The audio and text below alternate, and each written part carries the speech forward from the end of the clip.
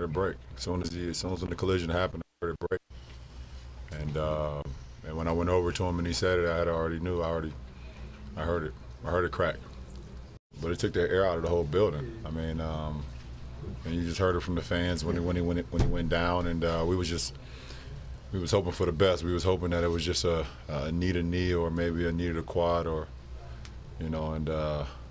obviously I heard it, so I kind of knew what it was already. It's very deflating, and it's a tough moment. We're excited, about the acquisition and bringing him here, and him getting some games under his belt, before the playoffs. So, hopefully we can hope for the best, when he gets the MRI or whatever the case may be. But it's a tough one, not only obviously for him first of all, and then for our ball club. Shannon, what did last night mean for your Cavs? Didn't mean anything. I mean, it changed nothing. I still believe they'll be the number one seed in the East. Boston lost later in the night to the Clippers, and so they lost no ground. But it changed the mood of the team. It's funny how a guy that, you had so much hope and aspirations for when you go out and sign him, because you needed another big body. And LeBron had said this, a couple of months earlier, we need a playmaker. We don't need a Steph Curry or James Harden type point guard, but we need somebody that can come off the bench. If Kyrie and myself are out of the ball game, they can initiate the offense. And so they got a Darren Williams. Now they got a Bogut, another big body to bang with Tristan Thompson. If Tristan gets in foul trouble, Bogut could come in. Great screen setter, can rebound, can protect the rim a little bit. And then when that happened, you can see it's like a guy that had been on the court 60 seconds, gone in 60 seconds. The whole building just like, not us. But that's not the reason they lost, Skip.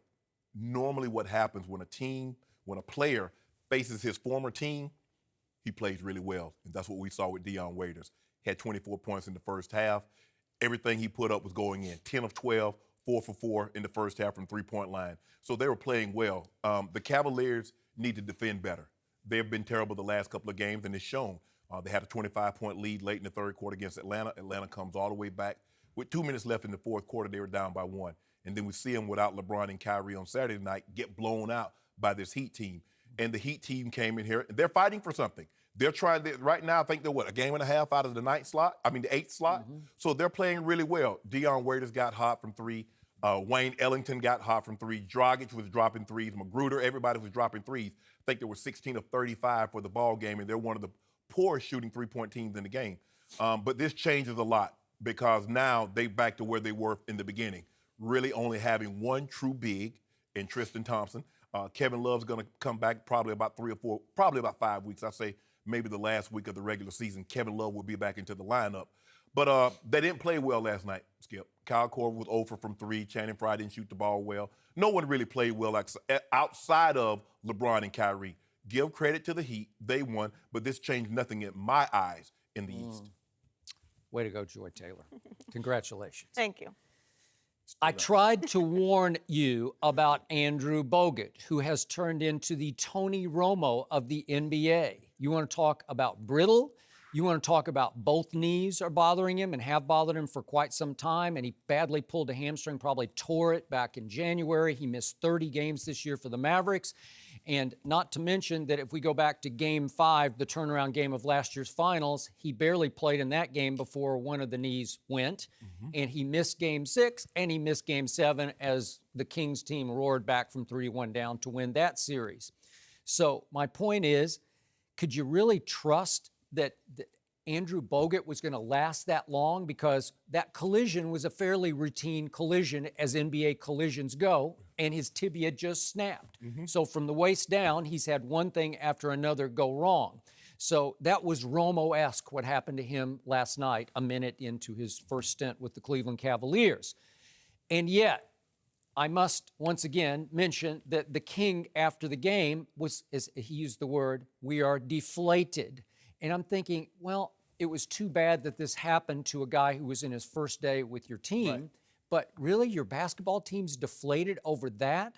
Well, Skip, they had, you know, because this is what they needed. They said they needed another big. Okay. And now they're back to where they were originally with really only one big until Kevin Love gets so back. they go out and they sign Verjao or Larry Sanders, who they already Yeah, I worked like out, Larry Sanders better. or maybe Jared Sullinger, whoever they want. They can pick somebody who's going to play 12 minutes a night for Tristan Thompson, because I remind you, even Mozgov is the backup center last year in the finals. Yeah. Do you remember in Game 5? He played 2 minutes, Game 6, 0 minutes, Game 7, 0 minutes. So they didn't even need a backup center as they roared back from 3-1 down, right? So to me, it's like LeBron, why wouldn't you just lift your team up and say, onward and upward, we're getting Kevin Love back, we're about to get J.R. Smith back, and yet it's, oh, woe are we. And I don't know what LeBron wants. Seriously, I think he wants to just declare the playoffs over and let's just go ahead and have a ring ceremony tomorrow night and just award him his 4th ring, because he doesn't seem to want to go compete. Why didn't he just say, you know what, we're going to be just fine, even though we're going to miss him, we're going to be just fine without him? Because Cleveland.com was doing a poll all day yesterday, and Cavs fans were voting for this current bench versus the 4 starters that LeBron had to play with in the 07 finals against my San Antonio Spurs. Not even close. And it's, this bench is better, and it's even better still now without Andrew Bogut. I don't know exactly what more the King needs to go compete. First of all, Skip, stop talking about he doesn't want to compete, because here's a man that was down 3-1 in the finals, and he roared back. So clearly he likes to compete, and he can compete. Okay, but there was no Draymond, and then there was no Bogut. So I don't know. You got 2 huge breaks. What more do you want? But here's the thing, though, Skip. Bogut maybe wasn't necessarily meant for the finals. There's 3 rounds that you got to win to get to the finals. What happens if Tristan gets nicked and he has to miss some time? What happens if Tristan gets in foul trouble? So for me, look, yeah, he is. He's like that M. Night Shyamalan's character in Unbreakable. Mr. Glass, Samuel L. Jackson, can't walk, can't do anything. He's in a wheelchair, has a cane because something's going to go wrong. And that's where Andrew Bogut is right now, Skip. You know they outlawed the leg whip in football for this very reason, because you can break someone's leg doing it. And that's what happens. I mean, he went flying in his leg, and it kind of went bone on bone. Is he fragile? Yes, he's fragile. There's no way around that. But I don't think the Cavaliers or anyone thought that 58 seconds into his debut, this would happen. But I'm not worried. You don't worry. You just, you have little old Kawhi. Y'all do. I know you got your pom-poms out. You probably had Ernestine in the cheerleading outfit. She pom-pom and cheering for Kawhi. No, Hazel. She was barking. She loves Kawhi. But you know what? You handle what y'all need to handle on the West.